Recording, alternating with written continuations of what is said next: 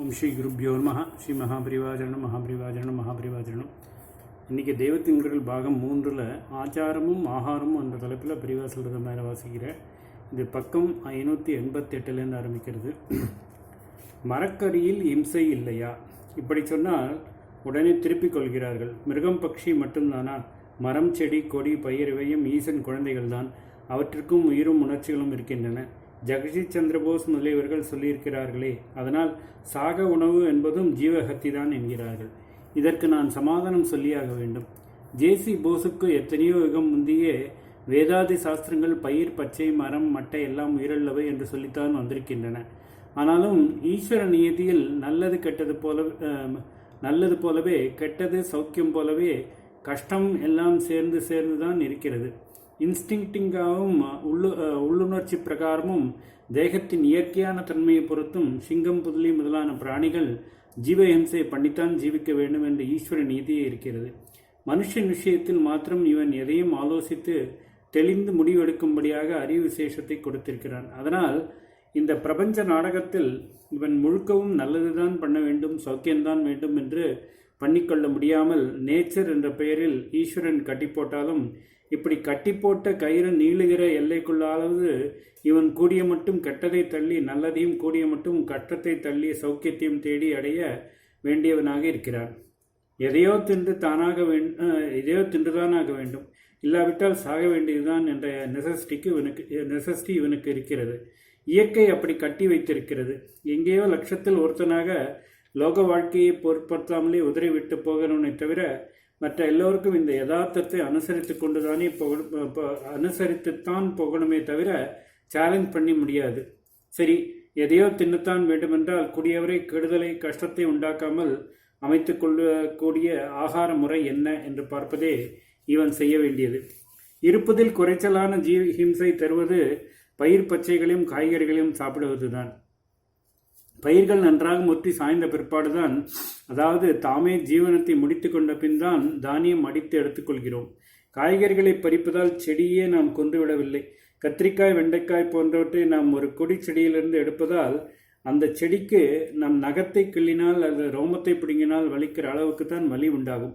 அதோடு கூட மனுஷனுக்கும் மிருகங்களுக்கும் பெயின் என்று உண்டாவதை விட தாவர வர்க்கத்துக்கு சென்சிட்டிவிட்டி குறைச்சலானதால் பெயினும் குறைச்சல் தான் என்றோ ரிசர்ச் பண்ணி சொல்லியிருக்கிறார்கள். அப்படியே சமூலம் கீரை மாதிரியானவற்றையும் கிழங்கு வகைகளையும் பிடுங்கி எடுத்து, அதாவது அவற்றை ஹிதமே பண்ணி சாப்பிடும்போது கூட நாம் அவற்றை பிடுங்காவிட்டாலும் எப்படியோ அவையே அதற்கு பிறகு சில நாட்களில் வாடிவிடப் போகிறவைதான். ஆகவே இந்த அம்சங்களையும் நம் நெசசிட்டியும் கருத்தில் கொண்டு பார்த்தால் மற்ற தினசு ஆகாரங்களுடன் ஒப்பிட்டு பார்க்கையில் சாக போஜனம்தான் கம்பேரிட்டிவாக மினிமம் இம்சை உள்ளது என்று தெரிகிறது. அதனால் இதையே மனுஷர்களாக பிறந்த நாம் ஏற்க வேண்டியவர்கள் ஆகியிருக்கிறோம். சன்னியாசிகளுக்கு பூர்ண அகிம்சை விதிக்கப்பட்டிருப்பதால் அவர்கள் நிமித்தமாக காய்கறியை பறித்து எடுக்கிற சின்ன வலி கூட தாவரங்களுக்கு உண்டாகக்கூடாது என்றும், அவர்கள் தாங்களாகவே மரத்திலிருந்து விழுகிற பழங்களையும் சருகுகளையும் தான் சாப்பிட வேண்டும் என்று விதித்திருக்கிறது. ஜீரண பர்ணாசினகா குவச்சித்து என்பது இதைத்தான். ஜீரண பர்ணம் என்றால் சருகு, ஆசினக என்றால் ஆகாரம் செய்கிறவர்கள். தானியங்கள் கூட முளைக்கிறதோ இல்லையோ, அதனால் அவற்றுக்கு கரு இருப்பதாக அர்த்தம்.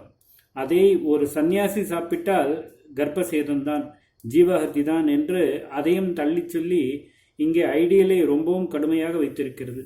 சன்னியாசி ஒரு சாத்துக்கொடியோ கொய்யாப்பழத்தையோ விளாம்பழமோ சாப்பிடும்போது கூட சர்வ ஜாக்கிரதையாக ஒரு விதை கூட தின்றுவிடாமல் நீக்கிவிட்டு தான் சாப்பிடணும். இப்படி மகர்ஷிகள் சுத்தமான பழ ஆகாரம் சாப்பிட்டு தான் நிஜமான சாப்பிட்டது தான் நிஜமான பலகாரம். பலம் என்றால் பழம். இப்பொழுது அன்னத்தை மட்டும் நீக்கி தோசை இட்லி சேவையில் பல தினசு தொட்டுக்கொள்ள சட்னி சாம்பார் கொத்து மிளகாப்பொடி என்று பலவிதங்கள் என்பதாக சாப்பிடுவதை பலகாரம் என்று ஆக்கிக்கொண்டு அவஸ்தைப்படுகிறோம். நிஜமான பலகாரம் பண்ணினால் சத்துவமும் சாந்தமும் உண்டாகும். காமம் செக்ஸ் என்கிறார்களே, அது ரொம்பவும் கட்டுப்பட்டு விடும். குடும்ப கட்டுப்பாடு என்று தனியாக ஒன்று பண்ண வேண்டிய அவசியமே இராது. தாவரத்தை மட்டும் இம்சிக்கலாமா என்பதற்கு இன்னொரு ஜஸ்டிஃபிகேஷன் இதில்தான் இருக்கிறது. ஒரு பிராணியை கொலை பண்ணி விடுவது போல ஆகாரத்துக்காக தாவர வர்க்கத்தை நாம் அநேகமாக கொலை பண்ணுவதில்லை என்றும், அப்படியே அவற்றை இம்சிக்க நேர்ந்தாலும் அப்போது கூட பிராணிகளுக்கு உள்ள அளவுக்கு வலியுணர்ச்சி அவற்றுக்கு ஏற்படுவதில்லை என்றும் சொன்ன சமாதானம் நாம் அவற்றை எப்படி அஃபெக்ட் பண்ணுகிறோம் என்பதை வைத்து சொன்னது. இப்பொழுது மாம்ச போஜனம் சாக போஜனம் நம்மை எப்படி அஃபெக்ட் பண்ணுகின்றன என்பதை வைத்தும் சமாதானம் சொல்கிறேன். நமக்கு சித்த சுத்தியும் சத்வகுணமும் உண்டாவதற்கு மாம்ச போஜனம் உதவுவதில்லை. சரீரம் வேண்டுமானால் ஸ்ட்ராங்காகலமை ஒழிய தியானாதி அபியாசங்களுக்கு நான் வெஜிடேரியன் ஆகாரம் அனுகூலம் செய்வதில்லை. அதோடு கம்பேர் பண்ணினால் சாக போஜனம்தான் ஆத்மாபிவிருத்திக்கு அனுகூலமாக இருப்பது. சாக போஜனத்திலும் ஆத்மாபிவிருத்தியை முன்னிட்டு தள்ள வேண்டிய பல பதார்த்தங்கள் இருந்த போதிலும் மாம்சத்தை விட இதுதான் மேலானதாக இருக்கிறது. மனசுக்கு சம்மதமாக இருக்கிறதா என்றுதான் யோசித்து பார்க்கலாமே. ஒரு ஆட்டையோ மாட்டையோ அது கதற கதற வெட்டுகிற மாதிரி தான் கீரையை பிடுங்கி நறுக்குவது நம் மனசுக்கு தோன்றுகிறதா? இந்த சைக்கலாஜிக்கல் ஃபேக்டருக்கு ஒரு முக்கியத்துவம் உண்டு. மாம்சத்திலே ஒரு பிராணியின் ஊனை தின்னலாம், இன்னொரு பிராணியின் ஊனை தின்றால் நிஷிக்தம் என்று வைப்பதற்கு சைக்கலாஜிக்கல் தவிர வேற காரணம் இல்லை. ஐயையே பன்றி மாம்சமா என்று இந்துக்களில் மாம்ச போஜனிகள் முகத்தை சுளிப்பார்கள். ஆனால் அந்நிய தேசங்களில் அதை தின்னுகிறார்கள்.